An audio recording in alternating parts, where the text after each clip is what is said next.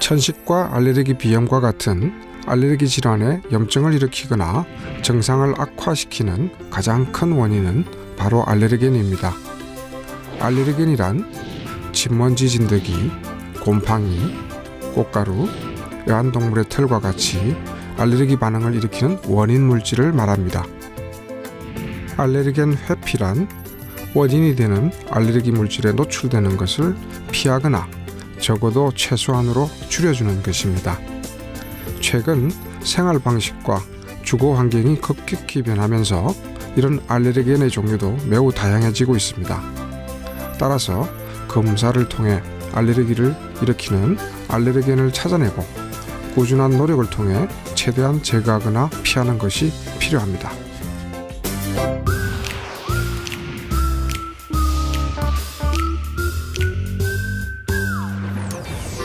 알레르기 질환은 유전적인 요인과 환경적인 요인이 원인이 되어 발생하게 됩니다.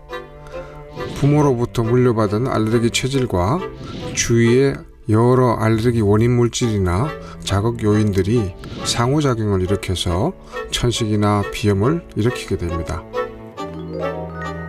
알레르기를 일으키는 가장 흔한 원인 물질로는 진먼지 진드기, 곰팡이, 꽃가루, 애완동물의 털과 비듬, 바퀴벌레가 있습니다. 그 외에도 기관지를 자극할 수 있는 물질로는 흡연이라든가 대기오염, 찬바람, 향수와 스프레이 같은 자극적인 냄새, 그리고 감기 같은 것들이 있습니다.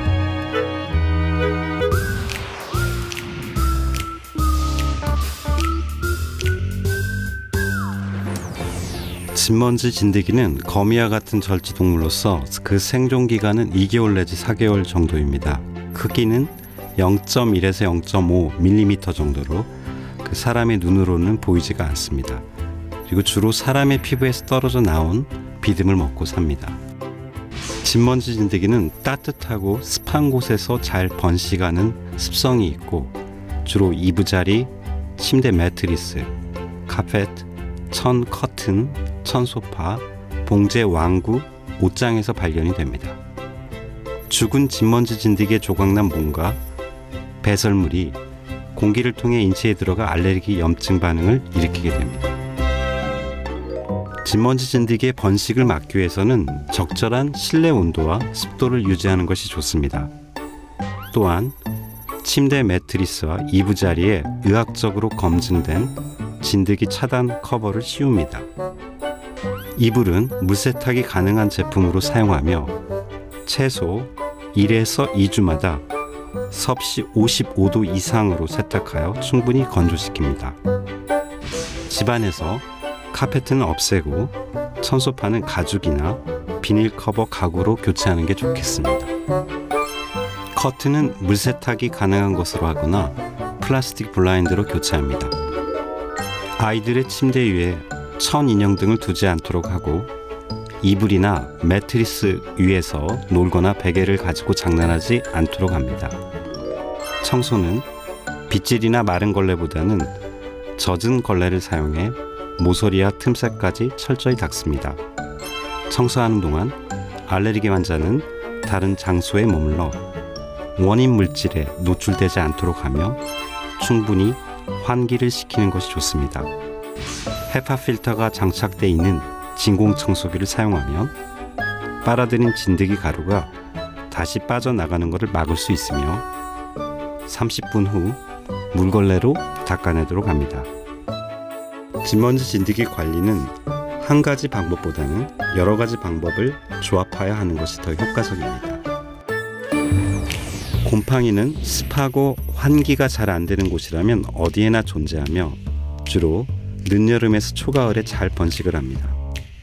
가장 흔한 실내 곰팡이로는 누룩 곰팡이 속과 푸른 곰팡이 속이 있는데 축축한 벽이나 저장된 음식물에서 잘 생깁니다. 또한 가장 흔한 실외 곰팡이는 클라도스포리움 속과 알테나리아 속으로 보통 토양이나 부패한 식물에서 생깁니다.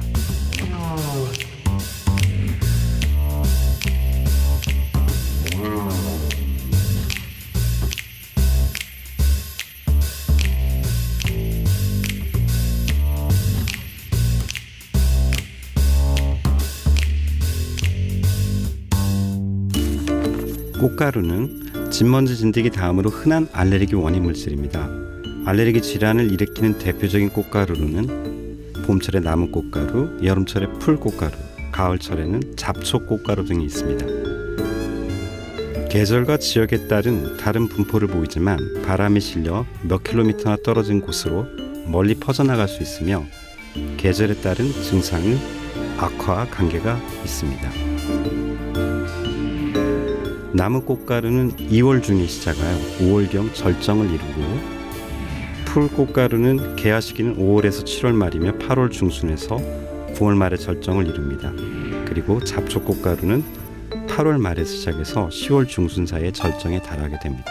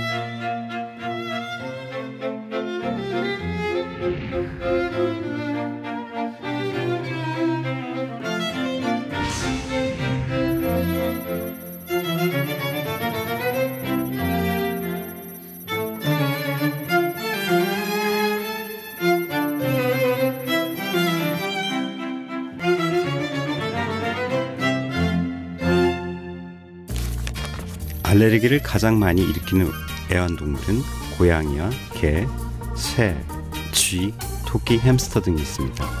알레르기 항원은 동물의 비듬과 털, 소변이나 타액 등에 존재하여 집 전체로 퍼질 수 있으므로 이에 대한 관리가 필요합니다. 집에서 가급적이면 애완동물을 키우지 않는 것이 좋겠고, 그것이 가능하지 않다면 애완동물을 집 바깥에 두고 키우는 게 좋겠습니다. 새로 이사할 때 애완동물을 키우지 않았는지 살펴보고 충분히 환기를 시킨 후 입주하는 게 좋겠습니다. 또한 외출 중이나 외출해서 돌아올 때 수시로 손 씻기를 하도록 합니다. 바퀴벌레는 배설물 속의 소와 효소가 주 알레르기 항원입니다. 배설물 덩어리가 여러 조각으로 부서져 먼지 속에 섞인 상태로 숨을 쉴 때 코나 입을 통해서 기관지로 유입됩니다. 주로 주방과 욕실, 하수구에 서식하거나 먹이가 되는 음식에 쉽게 접근할 수 있는 곳이라면 어디든지 서식할 수 있습니다. 바퀴벌레의 생존을 결정짓는 가장 중요한 요소는 물로서 물 공급이 차단되면 먹이가 풍부해도 12일 정도밖에는 살지 못합니다.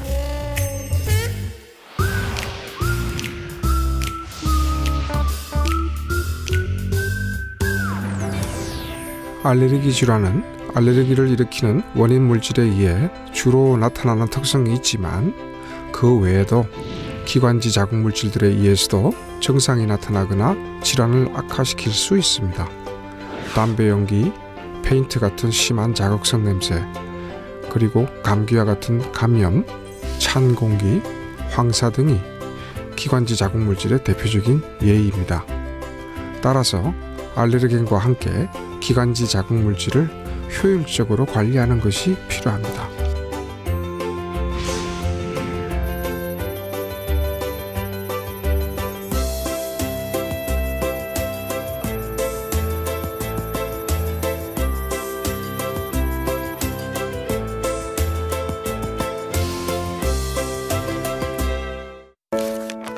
알레르겐에 노출되는 것을 최대한 줄이는 것은 알레르기 질환의 예방과 치료에 있어서 매우 중요한 역할을 합니다.